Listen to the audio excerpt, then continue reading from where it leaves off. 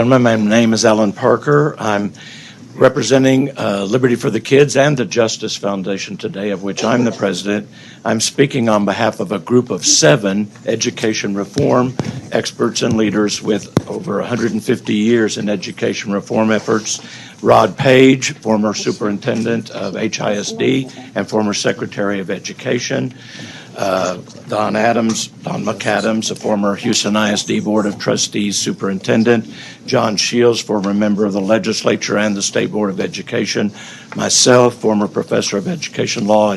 I represented public school districts, and I was designated a hero for children by the State Board of Education after I helped evaluate the open enrollment charter school program, which was the last major school reform effort we had in Texas, creating new kinds of schools.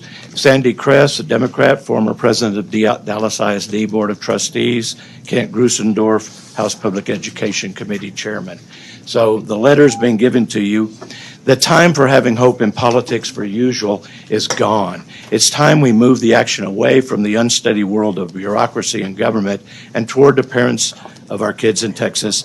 The best form of accountability is parental choice.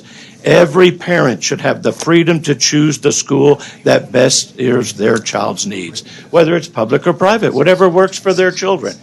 Many families choose back and forth between the two. And the most reliable people in whom taxpayers can place the greatest confidence are the parents. We've come to the conclusion that the education system does not need to be protected from freedom of choice. The system needs to be exposed to freedom and allow universal school choice for parents as the only true accountability system that can improve public education for all students. This is not about letting some leave. It's about making every school a school of accountability, public and private. Madam Chair. Thank you. Senator West. To Allan Parker. To Allan Parker, exactly. Yes, sir. Yes, sir. Thank you. Do you think we should have some transparency in the system? Here's the deal. And you are renowned in terms of your work and things like that. We know that vouchers have its genesis in racism. You agree with that? I mean, when they first started, it started right after Brown versus Board of Education, did it not? Right, back when a lot of Democratic politicians were opposing desegregating the public schools. I'm sorry, Okay, I just want to speak the truth. we'll let Senator West finish his question. I'm sorry, and I won't say that again. I don't care whether they're Democrats or Republican, it was racism, right? Neither do I. Yes, it was racism, all right, absolutely. so it has its genesis in racism. Yes. Okay. And we don't want to resegregate schools, so shouldn't we have transparency as it relates to who's taking advantage of this? What I'm hearing, and correct me if I'm wrong, if you have different numbers, that's fine. I understand that 67% of students that take advantage of these types of programs throughout the United States are Anglo. And it seems like we're resegregating our schools. Help me with that.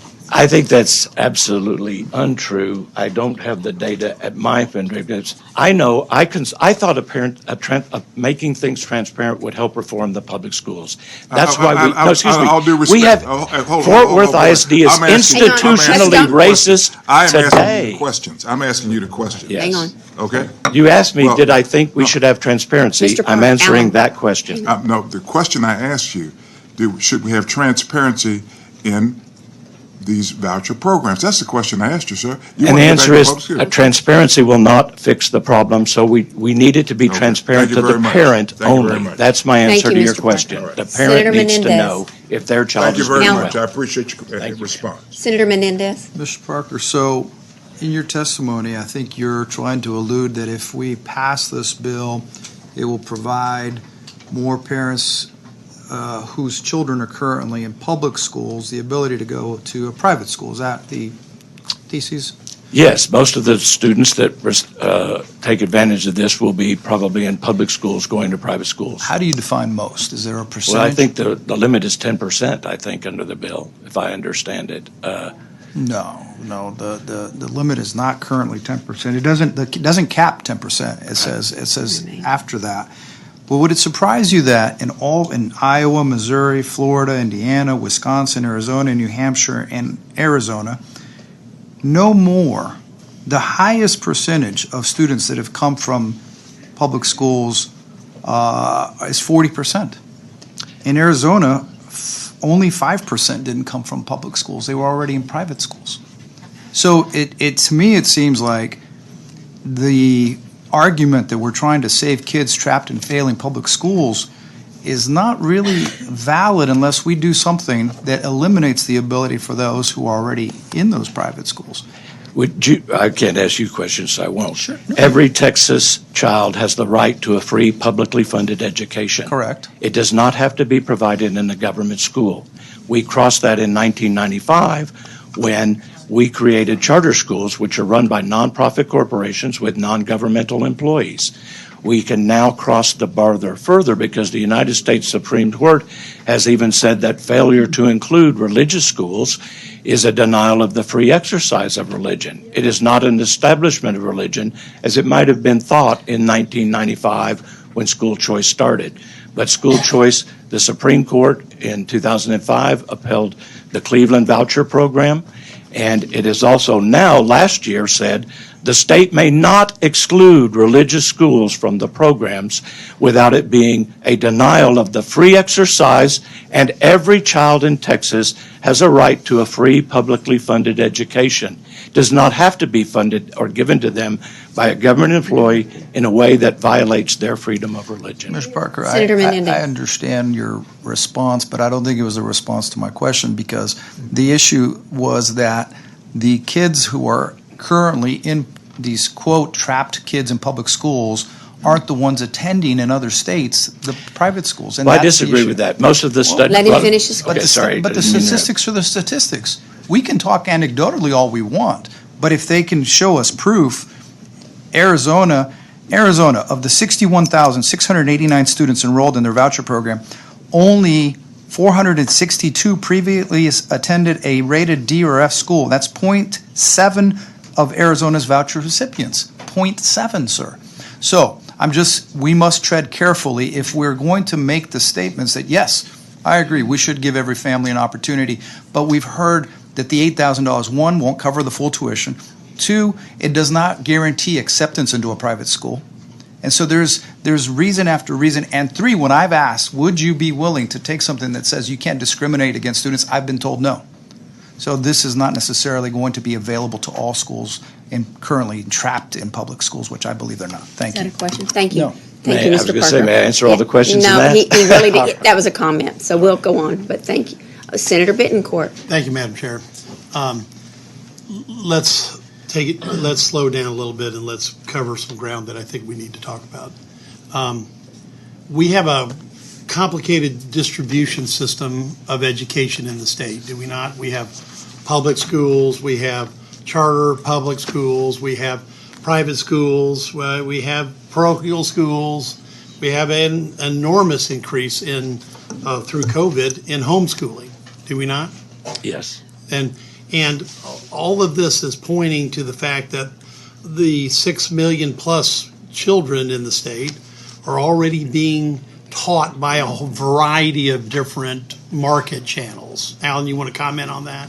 Yes, as I say, in 1995, the state took a big step forward to encourage more choice, because more choices are generally good for everybody. Even in a special needs circumstance, if you have a choice of a public school and a full federal program of IDEA protection, if that's what you need and that's producing a good school and a good environment for your child, you'll stay there. On the other hand, I've represented children with special needs. I represented school districts.